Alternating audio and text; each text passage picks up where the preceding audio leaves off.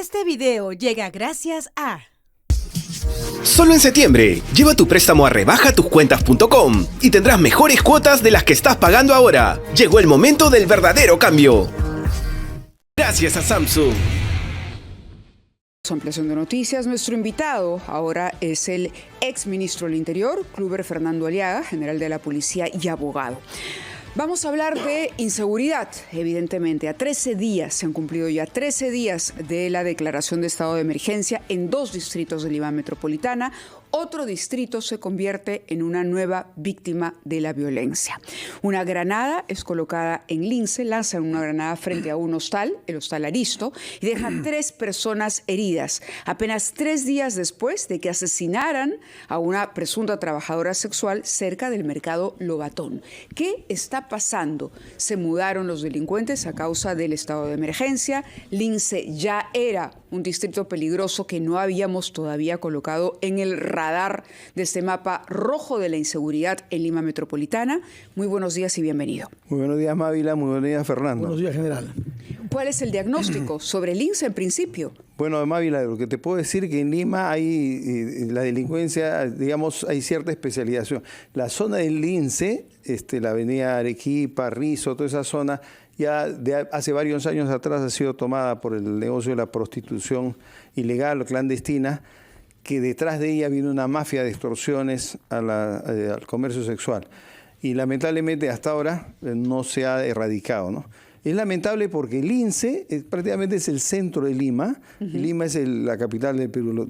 Es una mala imagen a nivel nacional e internacional que el centro de la ciudad de Lima esté siendo tomada por alguna mafia. Meses atrás se ha detenido a personas vinculadas a la trata de personas y justamente al proxenetismo, vinculadas al Tren de Aragua, en esta zona de Lince también. Claro, es posible que el 99% de probabilidad, creo yo, de que la mafia que opera ahí, las chicas son mayormente venezolanas y los que están detrás de ellos deben ser integrantes de esta mafia venezolana. Y yo creo que la policía tiene números suficientes efectivos, tanto de prevención como de investigación, para poder erradicar esta mafia de esta zona de Lince, ¿no? General, como usted sabe, la alcaldesa de Lince, que me parece que está presidiendo una sesión en estos momentos del Consejo Municipal de ese distrito céntrico de Lima, como usted dice, ha solicitado que se declare el estado de emergencia en su distrito. Esto tiene lugar, como recordaba Mávila, 13 días después de que se haya declarado en estado de emergencia 2 distritos de Lima y algunos de Sullana, Piura. Pero durante los últimos días se han venido escuchando voces críticas de los pocos resultados que el estado de emergencia, por lo menos en la modalidad en que se viene aplicando, viene dando. ¿Cuál es su opinión sobre la conveniencia eventual de que el INSE forme parte también de la lista de los distritos limeños declarados bajo estado de emergencia? Acá hay varios puntos que analizar. En primer lugar, hay que evaluar la efectividad del estado de emergencia. Si solamente declarando el estado de emergencia nos garantizaría que vamos a recuperar la seguridad ciudadana, no dudaríamos y diríamos que se declare el estado de emergencia a todo el Perú. Sin embargo, esto no es así. La experiencia que tenemos es el BRAE, el Guayaga en su momento, muchos años de estado de emergencia, muchísimos años de estado de emergencia, y los resultados no son los esperados. Yo creo que no es el camino. Ahora tenemos esta situación reciente de que el gobierno declara en estado de emergencia 2 distritos y una provincia, de manera repentina, sin haberse planificado previamente, sin haberse organizado previamente, sin haberse equipado convenientemente a la policía, a las Fuerzas Armadas.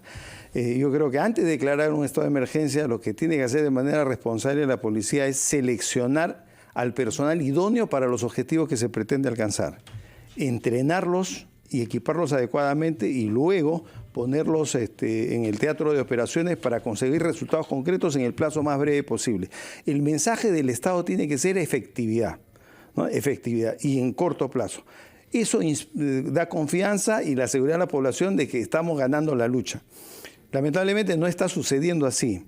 Luego, el tema de declarar en estado de emergencia en Lince o en más distritos no va a resolver el problema. Lo que tenemos que hacer acá es corregir cualquier deficiencia que se tenga actualmente en los distritos donde está funcionando, mejorar la operatividad de nuestras fuerzas, darle el entrenamiento y la destreza necesaria para conseguir resultados positivos. General, dos preguntas, o una que deriva en dos análisis. Se está utilizando, lo que vemos con recurrencia en las últimas semanas son detonaciones de granadas, ¿no?, en la ciudad. Ha ocurrido en una discoteca en San Juan del Lurigancho y ocurre ahora en un hostal, en Lince. Esto primero nos plantea la pregunta de dónde sale. ¿Qué mercado hay para que se compren o se pueda acceder a granadas con esa facilidad? Y por otro lado, la discusión en torno a la posibilidad de que esto constituya o no constituya un delito que se incorporaría, por ejemplo, en la figura del terrorismo urbano, como lo ha planteado la Municipalidad de Lima. Sobre eso, ¿cuál es su opinión? Primero hay que advertir de que la presencia de este tipo de acciones obedece a una dirección, a una estrategia de una mafia. ¿Qué es lo que quiere? Causar terror, zozobra en un sector de la población, dirigido en este caso a todos los que están, que tienen que ver con su negocio, que es el de la explotación sexual, o sea, el cobro de cupos. Aquel que no paga se le mata de una manera cruel, con la finalidad de que el resto de trabajadores sexuales cumpla con el pago. Es decir, es una acción deliberada para causar temor, terror y sometimiento de las víctimas, ¿no? Entonces, detrás de esto hay una mafia, hay una organización criminal que tiene que ser desbaratada. Ahora, indudablemente el concepto de terrorismo en el Perú siempre se ha ligado a una situación de lucha política, porque ese terrorismo era mucho más grande, operaba a nivel nacional, mucho más estructurado, mucho más organizado. Es más, ideológicamente, esa izquierda extrema buscaba capturar el poder bajo el costo social de 1 millón de vidas de peruanos. O sea, ellos sabían que tenía que morir 1 millón de peruanos para que logren instaurar su modelo de gobierno. Ese concepto de terrorismo al que el Perú se ha acostumbrado es mucho más grave que las formas de actuación de la delincuencia al que muchos están calificando de terrorismo urbano, ¿no?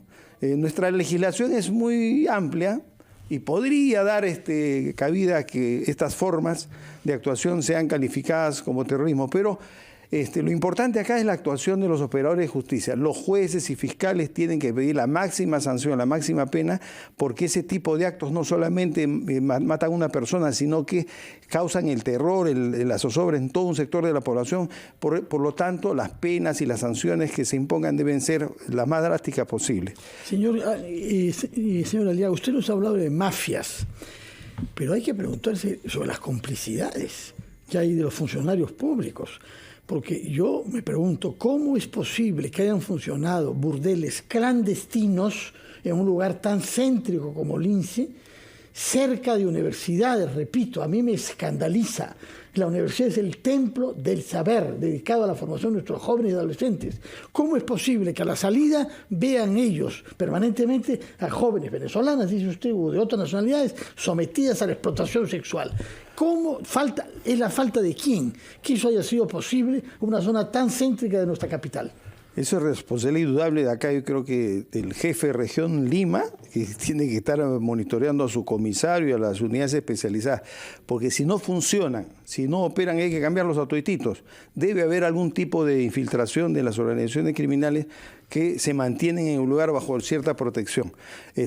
Si la policía se pone verde, no tiene por qué existir ese negocio dentro del INSE, ¿no? Así que hay que ver el tema en profundidad, inclusive se podría hacer hasta una investigación interna con la finalidad de determinar por qué es que estas bandas siguen actuando a vista y paciencia de todo el mundo y no hay la respuesta necesaria e inmediata de parte de la policía y también de las autoridades municipales, porque las municipalidades inspeccionan los negocios, ponen multas a los negocios, ¿y qué pasa? Se hacen de la vista gorda con el negocio clandestino de la prostitución.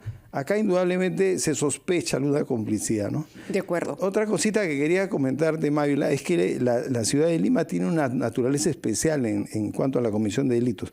Si tú ves en Lince, no todos los delitos que se cometen en Lince lo producen los de Lince. Son delincuentes que emigran de otros distritos, ¿no? Entonces, por ejemplo, los que roban carros normalmente en Lima son de la zona de La Parada, de La Victoria, de la zona de Santa Anita, etcétera, ¿no? O en la zona norte de la zona de Independencia, de Comas. Entonces, esas personas se especializan en el robo de vehículos y salen y hacen un raqueteo por la ciudad. Con esto quiero advertir que si nosotros declaramos un distrito en estado de emergencia, algunos delincuentes que son itinerantes, raqueteros, dejarán de ir por un tiempo a ese distrito y tienen otros distritos más en Lima. La acción efectiva de la policía tiene que estar orientada a estas bandas, estén donde estén. Pueden tener acciones en Miraflores, en San Isidro, pero no son de Miraflores y San Isidro. Tienen que ubicarlos donde estén. Para eso se requiere un trabajo de investigación y de inteligencia. Nuevamente, operativa. la palabra inteligencia. Muchísimas gracias, general, por haber estado con nosotros, ilustrándonos sobre esto. Y bueno, vamos a ver a qué conclusiones llega el Consejo que, como decía Fernando, se está reuniendo, entendemos, desde muy temprano en la municipalidad.